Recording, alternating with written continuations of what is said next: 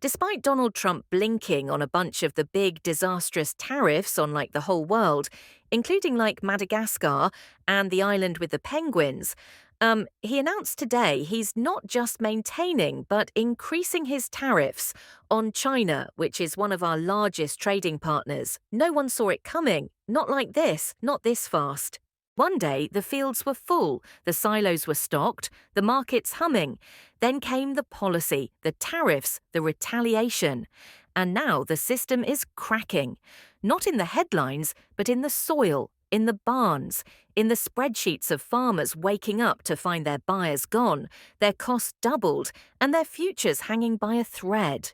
Because on May 28, 2025, America's agricultural backbone is buckling.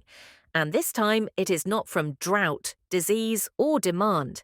It is from trade war. Export orders have evaporated.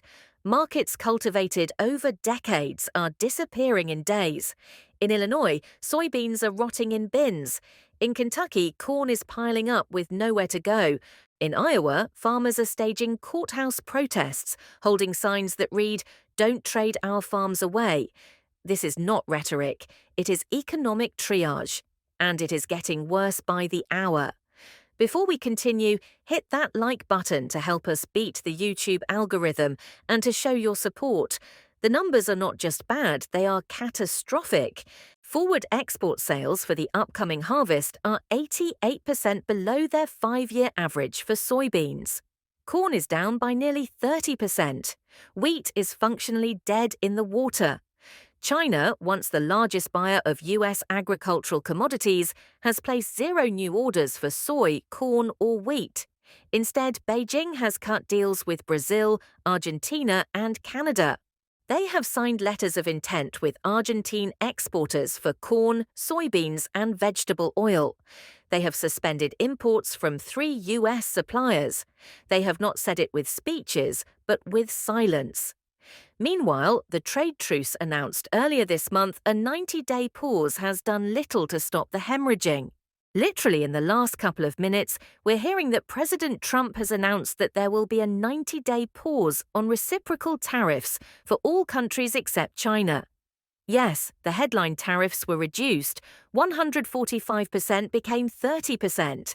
125% Chinese retaliation became 10%. But ask any farmer in Nebraska or Kansas if that is a win, and they will tell you the truth. A 10% tariff still kills the deal when Brazil is selling the same grain for less with 0 duty. And that is the real danger, because what American agriculture is facing now is not just a bad season, it is structural loss. Once a buyer like China finds another supplier, they do not switch back out of loyalty. They stay for the price, they stay for the logistics, they stay because they built new ports, signed new shipping routes, invested in other harvests. And the American farmer is left to plant with no promise of a buyer. That uncertainty is poisoning every decision, from how much seed to order to whether to repair the combine. From when to sell to whether to sell at all, commodity prices are whiplashing. Soybean futures surged this week on a USDA report that hinted at a smaller domestic crop, but the rally is built on nothing. One tweet from Beijing or one policy shift in Washington, and the market could collapse again by morning. Farmers are exhausted by it. Living day to day on speculation, rumor, and uncertainty, watching as every input from fertilizer to parts gets more expensive, because the very materials they need are now tariffed too. And it is not just the fields, it is the factories, the shipping terminals, the silos, the rail yards. Bonded warehouses are full, rental rates have quadrupled. Customs is backlogged. Grain elevators across the Midwest are reporting that they may not have room for the next harvest because the current one has not moved. One elevator manager said bluntly, "We are filling up with nowhere to go." Before we continue, hit that subscribe button to show your support to the channel. It is not only an export problem, it is a supply chain problem and a political one. In Washington, 12 US states have filed a lawsuit against the federal government. 12 states are now suing the Trump administration. In fact, doing that in the US Court of International Trade in New York, trying to block the tariffs from going into effect. What their claim that the White House abused its emergency powers by imposing tariffs without congressional approval, that these tariffs imposed under the International Emergency Economic Powers Act are now doing irreversible damage to rural economies, all while bypassing the very checks and balances the law was meant to uphold. The case is still in court, but in farm country, the verdict is already in. Patience is running out. Quiet frustration is turning into open protest. And those who once said they would take the hit for the good of the country are now asking how much longer they are supposed to bleed. In coffee shops across South Dakota and Indiana, farmers say they no longer believe the markets are coming back, that Brazil has won, that their kids will not inherit the land, that they may be the last generation to work it. And that pain is showing up in more than just balance sheets. Rural mental health hotlines are reporting spikes in distress calls. Suicide prevention workshops are being held in local church basement. Extension offices are printing out guides on how to talk to lenders when the numbers do not add up. One elderly farmer in Iowa broke down in tears at a recent co-op meeting, saying he might have to sell the farm before his grandson graduates high school. These are not dramatic stories, they are reality, and they are happening now.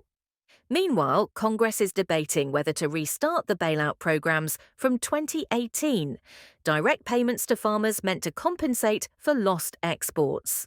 Some are calling for $20 billion in emergency relief, but farmers are not applauding because checks do not fix markets. Checks do not build relationships with foreign buyers.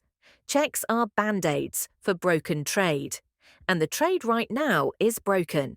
Even the few sectors that support tariffs, cattle, shrimp, some coastal fisheries, admit that the pain elsewhere is hard to ignore.